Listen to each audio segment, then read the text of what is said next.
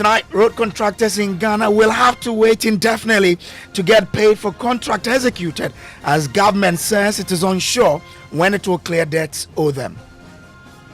The total indebtedness in the ministry as of December 2024 is 21,260,270 pesos. That is what is on record at us now.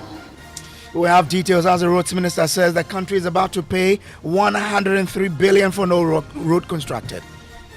Somebody flew a drone over the alignment and contracted. The contractor got to the site and realized that there were galamsey pits under the cocoa trees. So at the close of 2024, outstanding commitment in the road sector representing unexecuted contracts segments were estimated at 103 billion.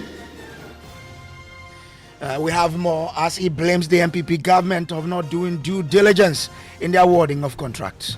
Somebody flew a drone over the alignment and contracted. The contractor got to the site and realized that there were galamsey pits under the cocoa trees. So the variation is coming as a result of some people failing to do due diligence and packaging and doing proper costing. That is what has resulted into this. Well, we have all angles covered here, and also speak to road contractors to get what they make of this issue from government. Here on Top Story, brought to you by Telecel, Connecting Energies and Holy Insecticide Spray and Coil. Enjoy a holy sleep. My name is Samuel Kojo Grace. Stay on.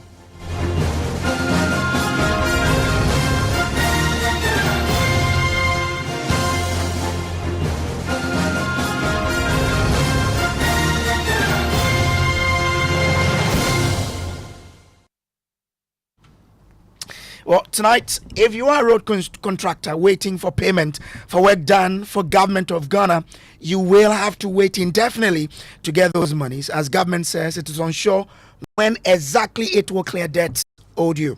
According to the road minister, Gov't, the actual MPP government left a staggering debt of more than 21 billion cedis in Ghana's road sector. The total indebtedness in the ministry as of December 2024 is 21,260,270 pesos. That is what is on record at us now. Mr. Speaker, I must put on record. Can you take the figures again?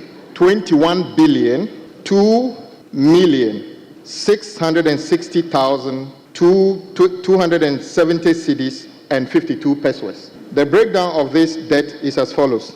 Consolidated fund projects, 15,339,887,294 cedis and 92 pesos.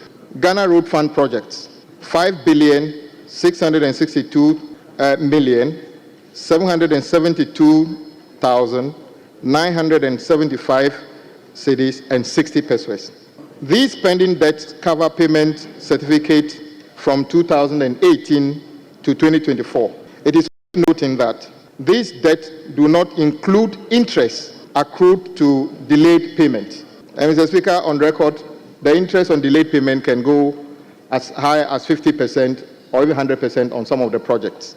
In November 2019, 1.2 billion was borrowed from syndicated banks to finance the road maintenance. However, the Ghana Road Fund still owe contractors bills dating as far back as 2018, some as low as 2,000 Ghana cedis. At the close of 2024, outstanding commitment in the road sector representing unexecuted contract segments were estimated at 103 billion and 500 million, exclusive of adjustments for variations on contracts which are yet to be agreed. The sector is further challenged by numerous contracts awarded with insufficient financial planning, often lacking the mandatory commencement warrant as stipulated by the Public Financial Management Act.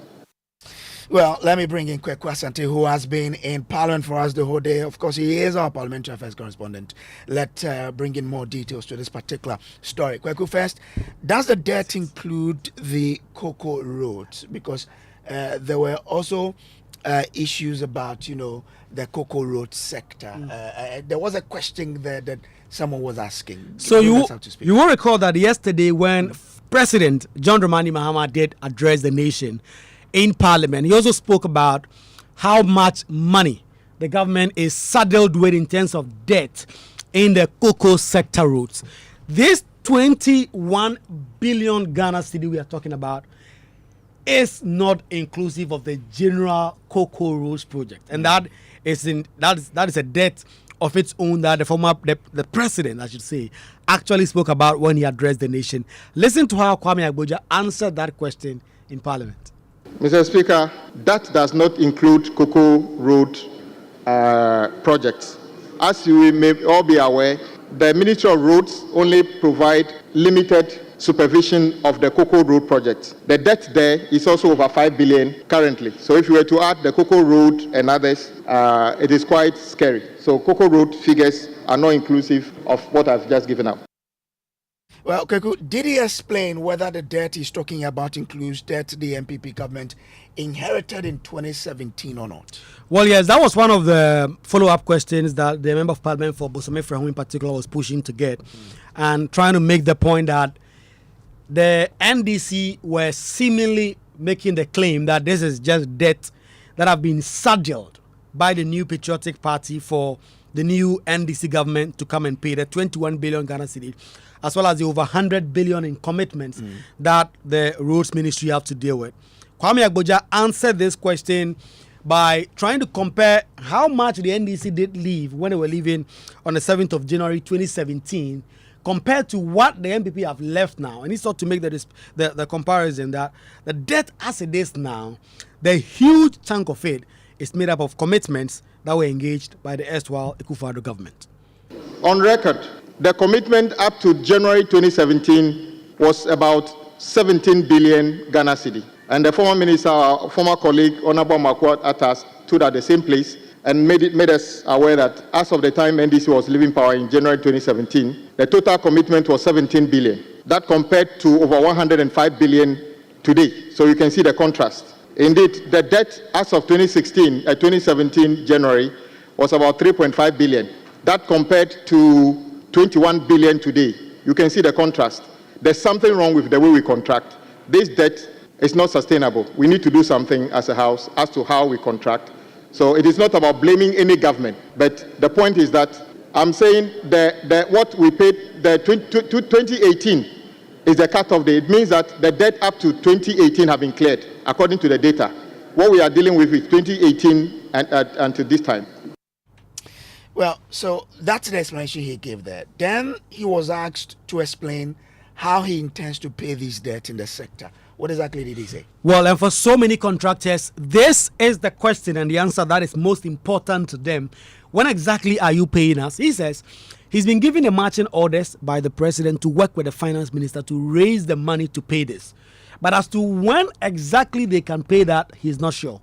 And so as and when they get the money, contractors will be paid. So if you're a contractor, you can't expect a definite date to be paid. This is how the minister answered the question. Mr. Speaker, this is a very important question. All I will say is... It's very important indeed. Yes. As and when government gets more resources, we'll retire this debt and also continue to do what is required by adding on more projects. We are currently building some bypasses on Accra-Kumasi Road. The total contract sum at the time of contracting was 1.9 billion. The contract is still within contract period. We are being asked to do a variation of 1.7 billion on top of the 1.9 billion. The question is, how were we able to do a variation or determine a 1.7 billion variation on a contract that is 1.9 billion? Something must be wrong. In fact, on some of the projects, the variation required is over 100%. So, yes, over 100% on a project that is active within the contractual period. So is it the case that the project was not prepared? In fact, the last time we were speaking, When Honorable Oponkruma read a statement on PPP, my colleague, the former road minister, gave a suggestion that one of the reasons we arrived at that position is because of the rush in getting projects started without proper packaging of the project. On this project, for instance, the understanding is that we were in a hurry to do the bypasses on the Accra-Kumasi road. And instead of doing a proper study, somebody flew a drone over the alignment and contracted. The contractor got to the site and realized that there were galamsey pits under the cocoa trees. So the variation is coming as a result of some people failing to do due diligence and packaging and doing proper costing. That is what has resulted into this. So I hope my colleague who asked the question will know that sometimes it is as a result of negligence in terms of packaging of projects. And I am determined that we shall do whatever it takes to minimize the unnecessary variation on the projects that we undertake going forward.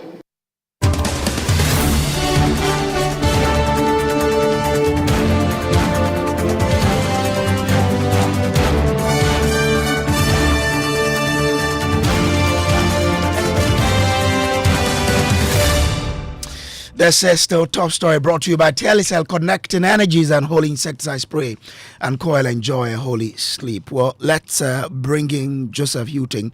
He is former chairman of the Association of Contractors and currently the interim management committee chairman of the same association. Grateful to you, sir, for joining us here. Now, the government says they owe you, but as to when specifically it will be paid, they cannot tell. But as and when they get money, they will. How do you take it as contractors? Well, let me say good evening to your cherished listeners, and then also thank you for the opportunity. To be honest with you, before I start saying anything, let me say I'm scared. Honestly, I am scared for the industry. I mean, the situation is so alarming. I just cannot imagine how this problem is going to be solved. Because you see, this is a problem that has prevailed over, let me say, some 20 years, if not more. And every year it keeps getting worse. I mean, with every change in government, it keeps getting worse. Because I heard the minister, the current minister, say that yes, they handed over a debt of about 3.5 billion. And now they have come to meet a debt of over 20 billion. You see? But like he said in the last statement that I heard him say, it's number one, the rush to award contracts. Number two, the ill preparation when it comes to, preparing this kind of contract. And so there will always be variation. And then the variation, which is supposed to be around 15%, now sometimes turns out to be over 100% or 100%, which is unreasonable. I mean, no variation should go above 15%. So if it's going close to 100%, then it means that somebody did not do his work. You understand? But unfortunately, we've allowed these things to continue. And then now we as contractors find ourselves in trouble. But of course, if I have to be very honest, will also blame my contractors. Because fine, we want job. But what is the benefit of going for a job that will eventually kill you or destroy your business? Because you are talking about, the minister talking about claims way back in 2018, which have not yet been honored. So if you work and after 7 years, you still haven't been paid, what it means is that money has become useless. I mean, imagine the exchange rate in January 2017 and compare it to exchange rate now. And then you realize that the money is gone. So if you want to borrow money from the bank, it's virtually whatever you have is even less than what you owe the bank. So how are you going to pay? The result is that the banks will just come in, seize your property, and then that's the end of you. So we ourselves as contractors really need to re-examine the way we chase projects and find out the sources of funding before we even decide to go and tender. But I'm sorry, what I'm saying, I know it's just going through the wind and that'll be the end, because you always get people chasing these projects. And that's why the politicians also keep awarding. Because if they know that nobody is going to chase the project or even bid tender for the project because he knows there's no money there. They wouldn't even bother to advertise these projects. But I hear people say, well, when government owes you, government will pay. Well, so if government owes you and it's going to take 10 years for government to pay you, is it worthwhile? You might even die and leave the money. I know of several contractors who died before they were paid. I know a lot of them. They died before they were paid. So what's the use? They died before they were paid. You see, but I think that... earlier you said you were scared for the industry. Yes. What's your expectation of how this will impact the industry? No, seriously, look, the industry is actually at a standstill. You see some contractors working and all others, mostly doing this asphalting and all of that. But when you go into the rural areas, most of the jobs, the contractors have abandoned them already. Most of the jobs, the contractors have abandoned them.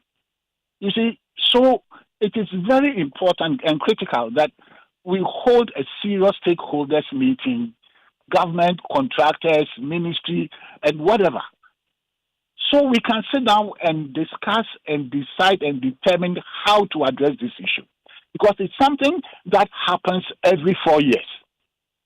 At least from the time that we came into civilian rule, I know that almost at the end of every term of a particular government, they leave debts behind.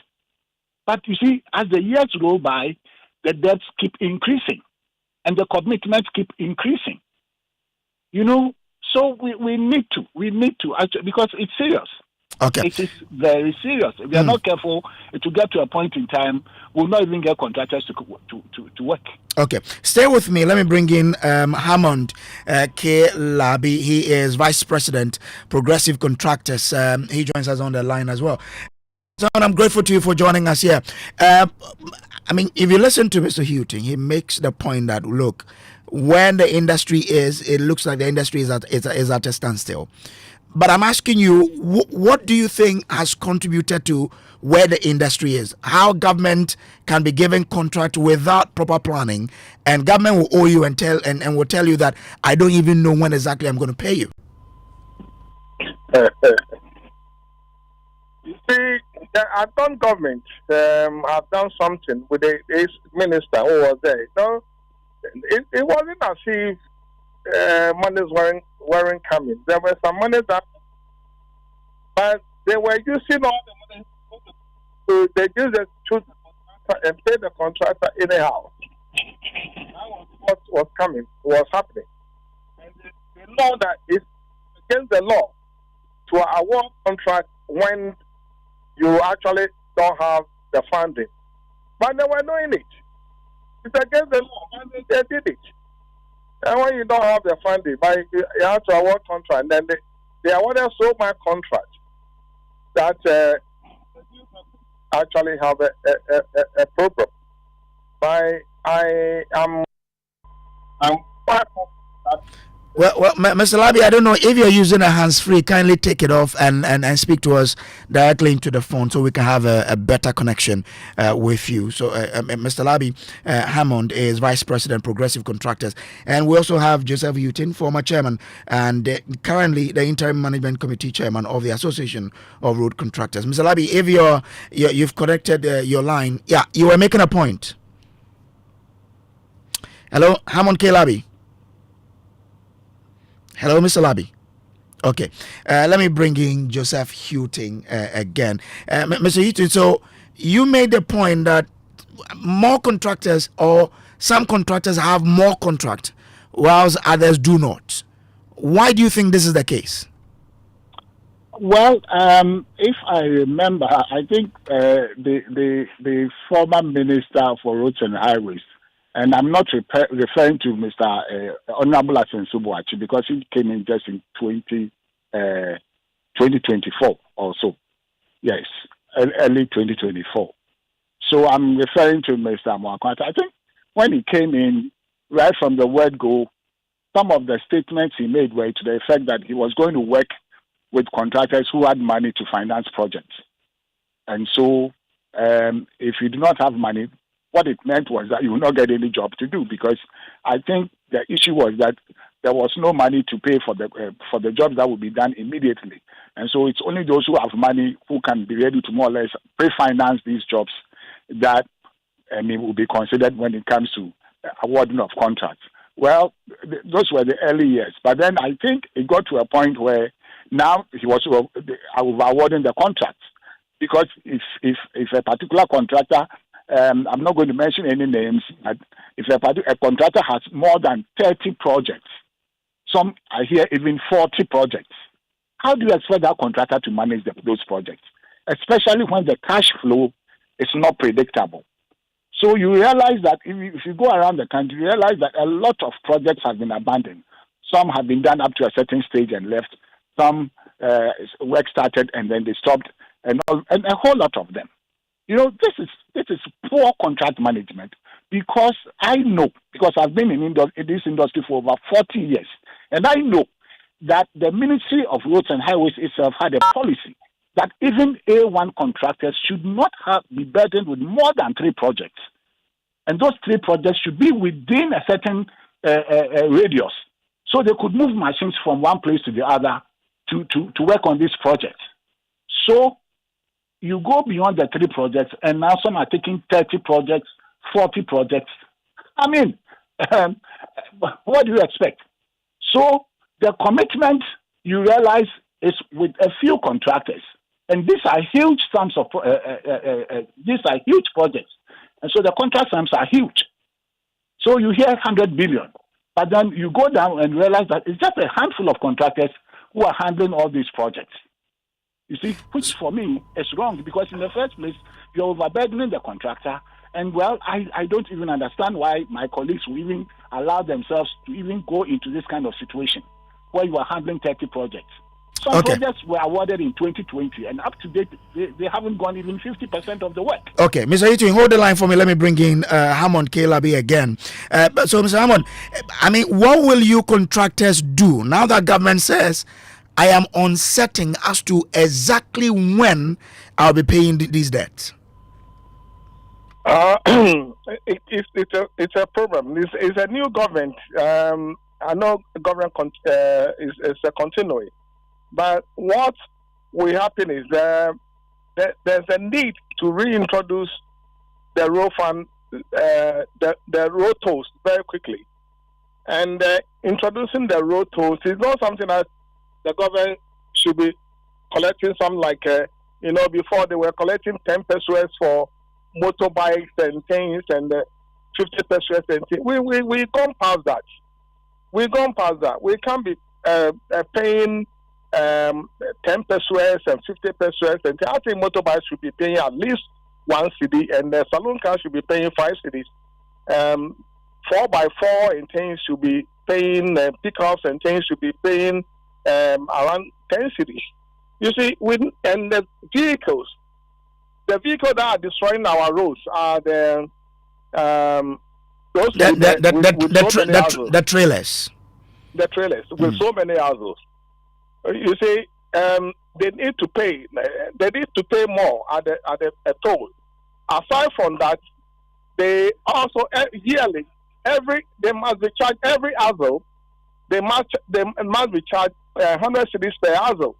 So if you have 7 households, you have to pay 700 cedis per year. You see, these are some of the things that we make the government get the money to pay it. If you actually want good roads, to drive on good roads, you need to pay.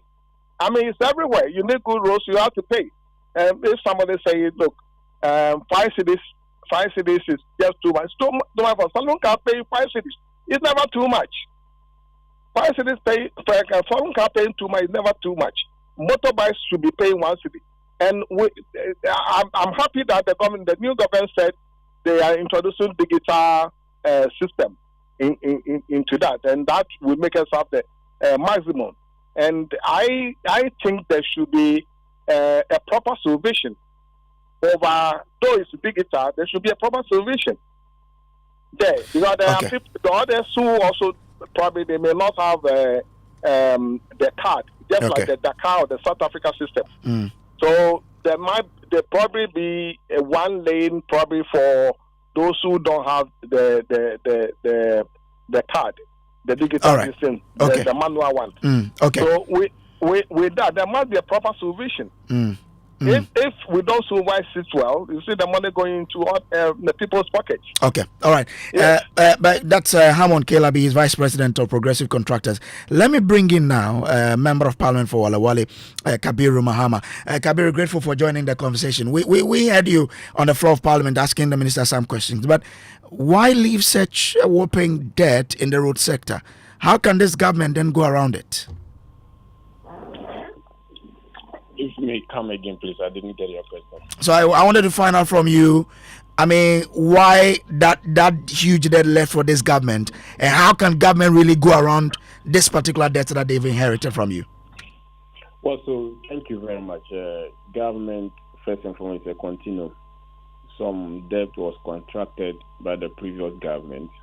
This government successfully paid every debt, and if you listen to the Minister for Roads, he mentioned that all outstanding debts that were accumulated between the period and this was in government were all cleared.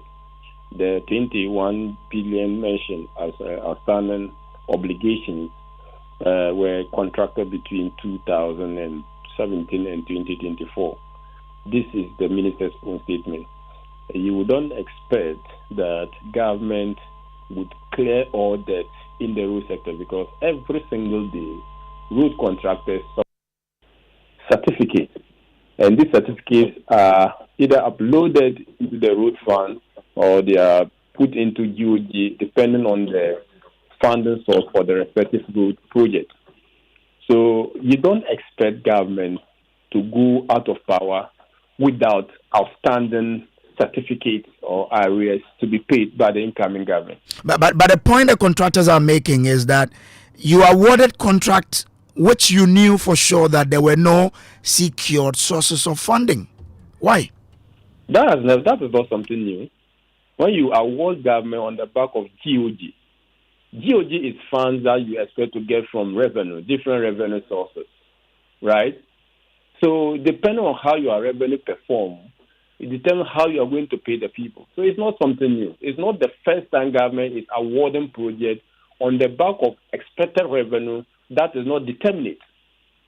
So if a contractor is saying that government awarded projects without revenue sources, then they're basically telling that the only time you award a project is when you have bilateral agreement on a certain route, i.e. Swallow Road, where a bank will be funding it. But that's not the only way. If we are going to rely on that, then nothing will happen in this country. But government should plan, and government do plan against expected revenue. If the revenue performs well, bingo, the government would pay all contractors. If the revenue doesn't perform well, then government will have to look at whether I defer some payment or I look at other alternative way of funding it, i.e. syndicated. So these are the ways government have been funding road projects. So I don't get, it's neither here or there for someone to suggest that the fact that government awarded projects on the back of expected revenue in the form of government revenue performing well is something out of the books.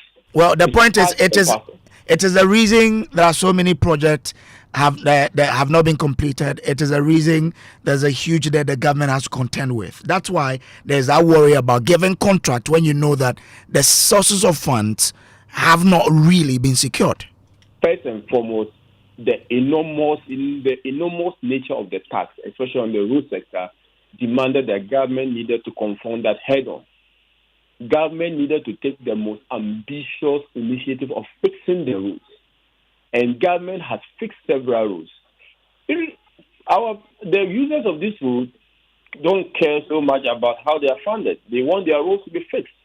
And government fixing them on debt is something that the government feels that let me reduce the burden of my citizens whilst I make plans, to fulfill the debt later. So contractors may complain, but for instance, a contractor also accepting to do a project would have also assessed the viability, the possible funding source of that particular project. All right, a contractor will never come and blame government to say that we give a project without funding sources. The contractor, a prudent and reasonable contractor, will not also do that. But if revenue is not performing, and we all know that revenue did not perform at a very point in time in our economic management history, especially on the back of COVID, where the economy was more or less grounded. You don't say government did something wrong. You don't blame government that arrears have been accumulated. Unless, of course, that government doesn't intend to do anything. Mind you, all this debt accumulation out of government books that we evaluated before we even went to the IMF program. Because of that, the president took a decision that I was not going to initiate any major project again in 2023, 2024. So this government has reflected on. It's not that the government went on even continuous award of unbridled award of contracts, even on the back of the fact that the government realized revenue was not doing well. Help me. Are you saying that in the election year, your government didn't give any road contracts? I'm saying that in the election year, government cut down. And if you listen to the president in the budget, the minister of responsible, they were focused on completing new projects. In 2024, there were some projects awarded, and I even asked a question on one of them. And they were not new projects per se, but probably it's a project that was awarded to a different contract, the contractor not performing, and they re-awarded them. Okay. I asked the minister question today, and he said that a certain project was awarded in August 2024. But I reminded him, no, this project was not awarded in 2024. As a matter of fact, it was awarded in 2018. But the contractor was not performing. It has to be terminated and awarded to a different project. All right. Contractor. Okay. All right, Kabiru, I'm grateful to you. Dr. Kabiru Mahama is the MP for Wale Wale. You heard him there. Earlier, you heard us speak to Joseph Uting, who is the current chairman of the interim management committee of the Association of Road Contractors. You also heard us speak to Hammond K. Labi. He is vice president, Progressive Contractors. This has been Top Story, brought to you always by Telecel, connecting energies and holy insecticide spray and coil. Enjoy a holy sleep. Coming up next is Ghana Connect with Kweku Asante.